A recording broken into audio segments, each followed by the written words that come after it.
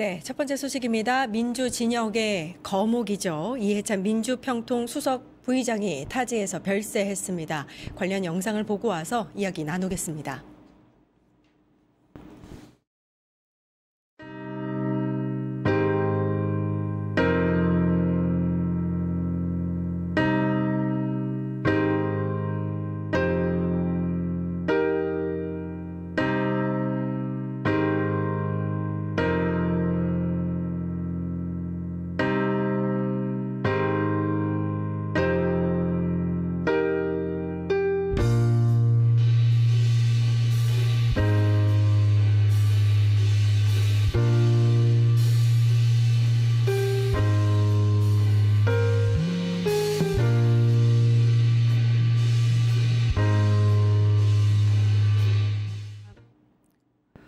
예, 김한 한겨레 21기자 전수미 민주당 대변인 나와 계십니다. 안녕하세요. 네, 안녕하세요. 예. 자, 민주 진영의 거목 4명의 대통령을 배출한 인물, 또 실선 국회의원이기도 하죠. 이해찬 민주평통 수석 부의장이 베트남 출장 중에 심정지 상태로 병원에 이송이 됐다가 건강이 악화돼서 어제 별세 소식이 전해졌습니다. 대변인님.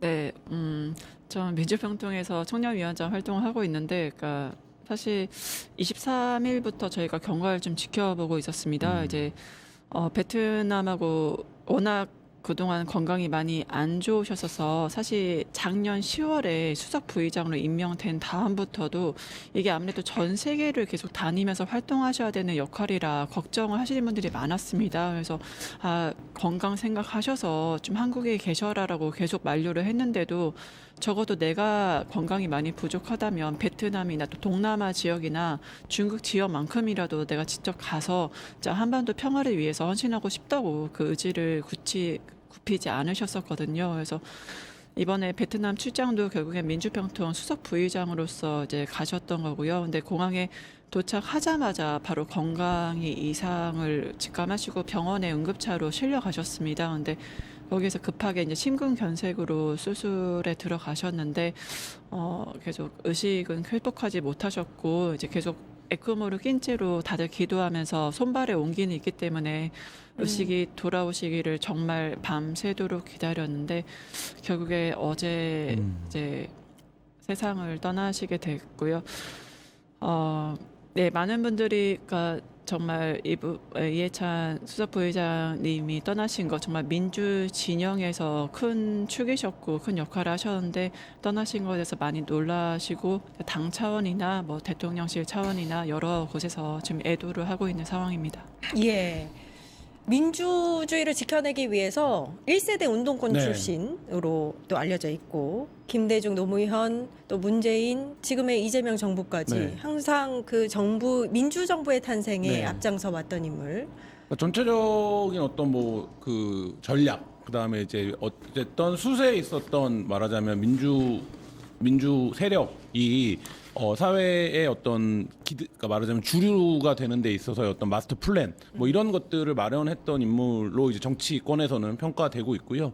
그 이전에는 뭐 가장 유명한 민주화 운동 관련 사례라고 할 수 있는 민청학년 당시에 이제 그 주역이기도 했고, 그 후에 어쨌든 교육이 중요하다라는 신념에서 이제 서점이라든지 이런 이제 말하자면 그 당시에는 이제 말하자면 재야라고 불리던 영역에 학습 관련된 그러니까 학술 관련된 공급을 하는 일을 하다가 이제 정치권에 투신을 했고, 지금 이제 많은 정치인들이 내가 이해찬 전 총리 때문에 정치를 시작했다 이렇게 말하는 이유가, 그러니까 예를 들면 DJ 정부가 들어서기 전에 새로운 말하자면 민주진영의 인력풀 같은 거에서 이제 학생운동 출신들이 대거 이제 말하자면 그러니까 그 당시에 이제 거리에서 투쟁하거나 아니면 사회단체에서 일하던 그 학생운동 세력들이 대거 이제 민주당에 들어오고, 그들이 이제 말하자면 한국 사회 어떤 축을 담당하는데 굉장히 중요한 역할을 담당했던 우리 사회의 어쨌든 큰 어른이었습니다. 예, 그렇군요.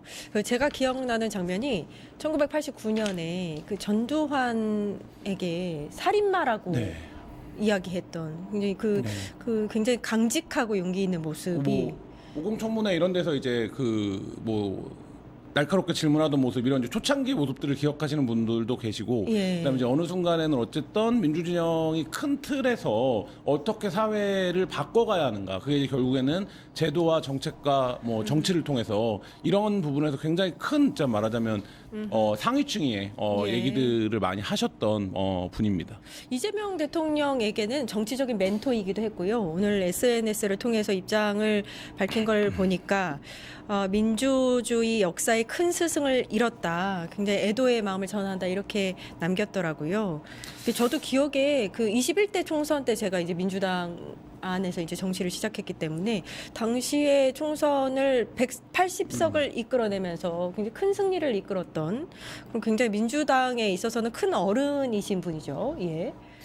그래서 어떤 분들은 이분은 뭐 독선 불통이다 아니면 전체적으로 그 당을 이끄시는 이제 리더십이나 강한 소신이 있으신 분이다 그렇게 예. 평가를 하시는데 아마 이제 총리 재임 시기 이제 말씀하신 것들 되게 거친 대정부 질문 설전에서 그렇죠. 예. 그런 것들을 이제 기억하시는 것 같아요. 근데 특히 이재명 대통령에게는 이제 어떻게 평가하셨냐면 이 사람은 발전하는 사람이다.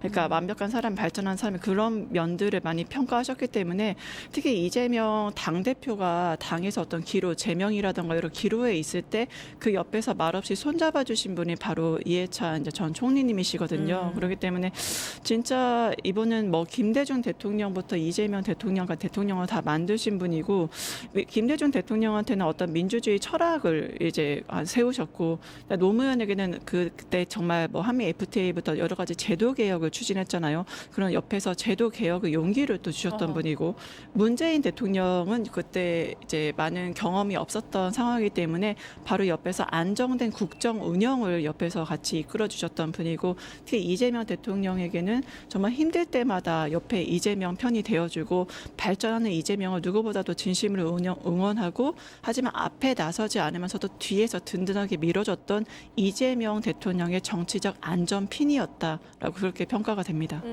이 민주당 내에서는 너무 큰 인물이기 때문에 갑작스러운 또 별세라서 네.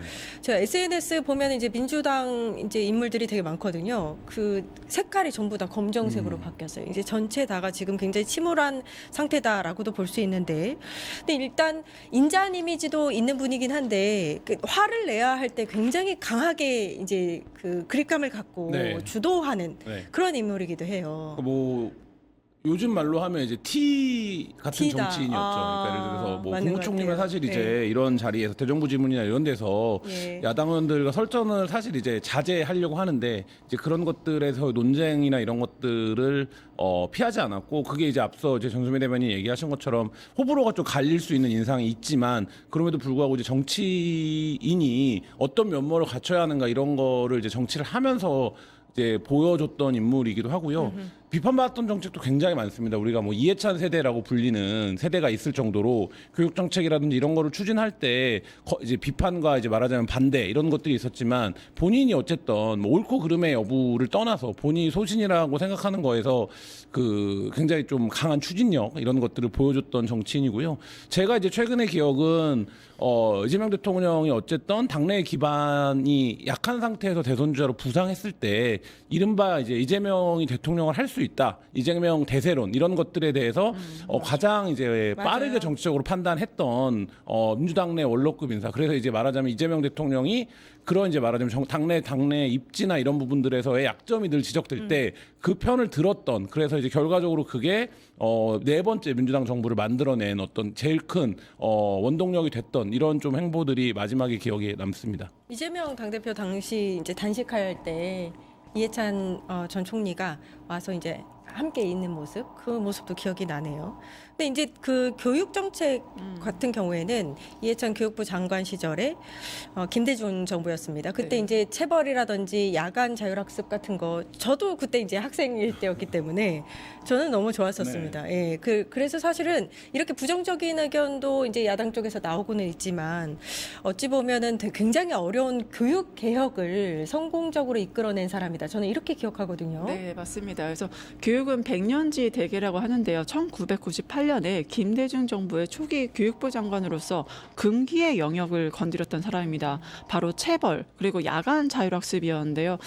그 전까지만 해도 저도 정말 수없이 두들겨 맞으면서 학교를 다니고 야자를 하는 게 너무 당연한 문화였거든요. 그 학교에서는 되게 권위주의 문화, 통제 문화, 그 아이를 하나의 객관적인 주체가 아니라 우리가 통제해야 되고 이게 맞아야 정신 차린다 이런 말도 안 되는 논리로서 학교에서 권위적인 문화가 팽배해 있었는데 아이 하나를 하나의 귀한 국민, 시민으로 보고서 이러한 정부 정책을 펴주셨죠. 하지만 그때 그 보수적인 교계, 그 교원 문화 때문에 결국엔 1년 2개월 만에 이제 사퇴를 하시게 되는 좀 안타까운 일이 있었습니다. 하지만 그때 바로 그 1년 약간 넘는 이제 재임 기간 동안에 이런 체벌과 그다음에 야간 자력 그 금지라는 이러한 교육의 방향을 결국에 제시해 줌으로 인해서 오늘날 학교는 어떻습니까? 체벌이나 야간 자율학습이 더 이상은 당연한 게 아닌 이상한 게 돼버린 그런 교육의 방향을 제시하셨다는 점에서 이분은 교육 전체의 속도보다는 방향을 제시한 하나의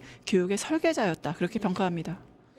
사실 대변인님하고 저하고 같이 이때 이제 이 혜택을 받았던 저도 이제 그 세대. 이때 고등학교 그렇습니까? 고등학생이었죠. 덜 맞았어요, 예. 이후에. 예, 그러니까 그러니까요. 뭐 현장 그때 이제 뭐 교권 강화 이른바 이런 이제 주장을 하는 분들의 어떤 반발들이 있었고 네, 이게 맞아요. 사회개혁 차원에서 교육개혁이 결국엔 사회 전체의 공기나 문화를 바꿔내야 된다. 시간이 오래 걸리더라도 예. 그런 차원의 접근이 있었고 그다음에 이제 결정적으로 그때 이제 뭐 그 과정에서 여러 우여곡절들이 있습니다만 설명하려면 길지만 입학 전형의 다양화. 그러니까 한국 사회가 어쨌든 한 번의 시험으로 대입을 통과하는 그리고 그게 평생에 어쨌든 뭐 그렇죠. 예를 들면 자격이 예. 되는 뭐 이런 거에서 그 전형을 좀 다양화해 보려고 했던 시도 그게 여러 뭐 부작용도 있었고 반발도 있었습니다만 어쨌든 지금 세월이 지나서 생각해 보면 아 우리가 그렇게 이제 말하자면 권위주의적인 교육 그다음에 한 번에 입시로 모든 것이 결정되는 어떤 풍토 물론 여전히 그런 것들이 남아 있습니다만 그것에 도전해야 된다라는 것을 설파했던 교육 예. 행정가이기도 했습니다. 이재명 대통령의 멘토이기도 하잖아요. 네. 아까 잠깐 이제 설명을 주시긴 하셨지만 뭐 위기 때마다 도와준 인물 성남시장 때부터 네. 저 인연을 맺어왔습니다. 그러니까 뭐 당 제명 위기 뭐 이런 데서 어쨌든 그런 생각이 계속 있었다라는 느낌을 받았어요. 일선 기자로서. 그러니까 어쨌든 이재명이라고 하는 정치인이 어떤 개파나 계보를 떠나서 민주당 전체 진영 안에서의 자산이 아니냐. 근데 이거를 어쨌든 꺾지 말고 가는 방향에서 내가 이걸 관리하겠다. 뭐 이런 이제 인상을 굉장히 초반에 강하게 받았었고 그래서 이제 그냥 기자 입장에서 보면 이재명 총리가 뭐 실제 그게 사례가 뭔데 이렇게 물어보면 대답하기 좀 어렵지만 예. 이해찬 전 총리한테 많이 이제 의지하는 아하. 이해찬 전 총리의 어떤 이제 우산 안에서 뭔가 이제 그 당 안에서 입지를 잡아가는 뭐 이런 느낌을 많이 받았었거든요. 그러니까 이제 그런 정도로 굉장히 좀 공을 들여서 이제 지금이야 이재명 대통령이 대통령까지 됐지만 아하. 뭐 2018년이라든지 20년대 초까지만 하더라도 이재명 이제 뭐 시장 지사가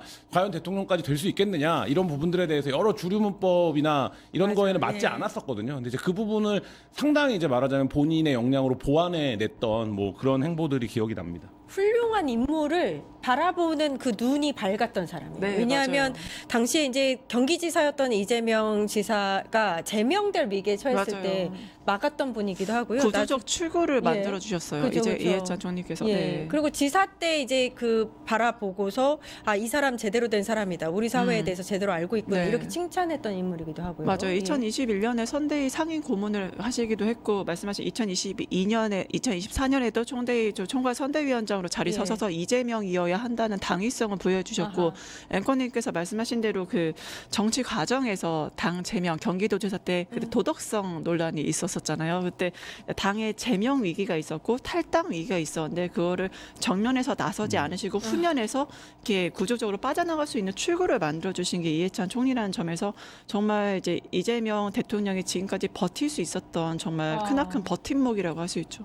예, 지금의 이재명 대통령을 만든 사람이기도 하네요. 그렇게 네. 되면. 예, 예. 국민의힘에서 조의를 펴있죠. 네, 국민의힘에서도 아무래도 이게 그냥 어떤 진영의 정치인이 아니라 시대의 정치인이다 보니까 이제 애도를 표하신 것 같습니다. 그래서 이재명 대통령의 뭐 그런 말도 있었지만 뭐 조국 전 장관 같은 경우 평생 민주주의를 위해서 헌신했다 그런 발언도 했었고 국민의힘에서는 제야에서 국정까지 이어진 한국 정치사의 한 장면이다라고 하면서 이제 그 오세훈 서울시장 같은 경우는 고인의 발자취를 기억하겠다. 이게 여야 진영에 상관없이 이제 이해찬 총리님이 한 진영의 인물이 아니라 한 시대의 인물이었으면 반증하는 그런 추모의 물결이 지금까지도 계속 이어지고 있습니다.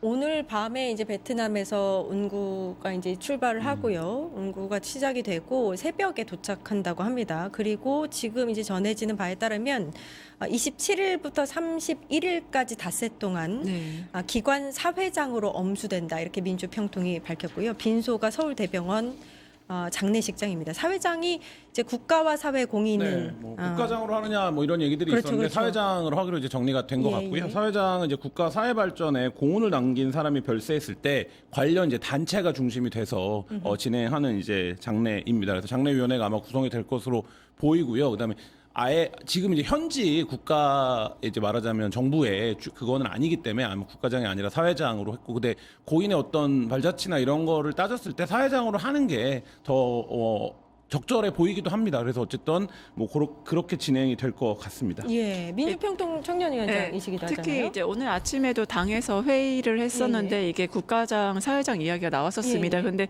아시지만 이희호 여사님도 그렇고 김근태 이제 전 의원님도 그렇고 아마 이분들 살아온 발자취가 국가장은 국가가 주도하는 거고 사회장은 시민단체나 우리 국민들이 주도하는 거기 때문에 살아온 발자취를 봤을 때는 네. 국가 주도보다는 우리 사회장. 사회장, 이제 시민들이 주도하는 장으로 하는 게 이분의 발자취에 맞지 않겠느냐라는 결론이 나서 그렇게 하는 거고요.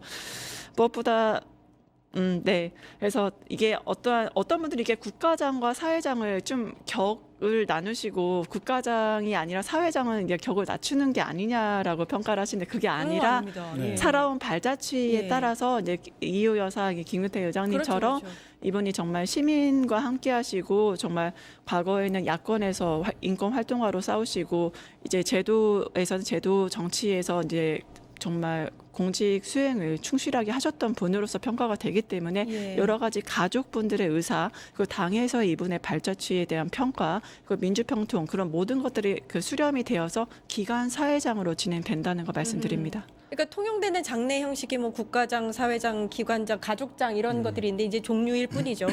그 중에서 이제 그 이해찬 전 총리님의 그간의 이제 그 발족 네, 이게 지난 발자취. 발자취를 봤을 때 사회장이 적당하다 네. 이렇게 네. 생각한 것 같습니다. 예. 지금 민주당에서는 각 시도당에서 뭐 관련 현수막도 하고 중요한 이제 당무가 아니면은 전부 다 이제 멈춘 상태에서